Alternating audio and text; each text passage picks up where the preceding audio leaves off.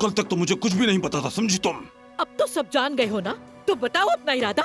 हमीद, क्या तुम इसी तरह से तमाशा देखते रहोगे? जुमाना भाभी उस औरत का ख्याल रखती थी, फिर उन्होंने नौकरी छोड़ दी। जब उस औरत से बर्दाश्त नहीं हुआ तो वो उन्हें ढूंढती हुई यहाँ तक आ गई। अम्मी, ये आप क्या कर रही हैं?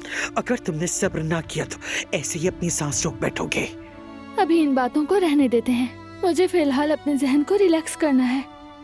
तुम भी फिलहाल अपनी अम्मी और फैमिली के पास जाओ प्लीज। आयजा, जरा देखो तो हम किस हाल में पहुंच गए। बात कहां से कहां निकल गई। 2 दिन पहले हम रिश्ते में जुड़ने वाले थे और अब बेगम साहिबा मुंह तक नहीं लगाती। नाजली, ये तो बताओ, क्या ये तुम्हें पसंद करता है? चलो अच्छा है, तुम दोनों की जोड़ी बहुत अच्छी लगती है। मल्लाहत आंटी।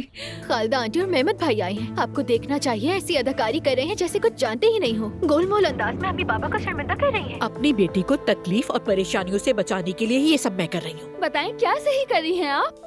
भाई की अमानत हो, बेटे जैसे हो। लेकिन चचा, उमर ऐसा नहीं सोचता।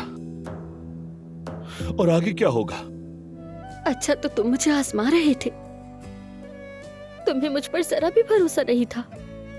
इसका मतलब तो ये हुआ कि सारी गलती मेरी ही थी। तुम पर एतमाद ही नहीं करना चाहिए था।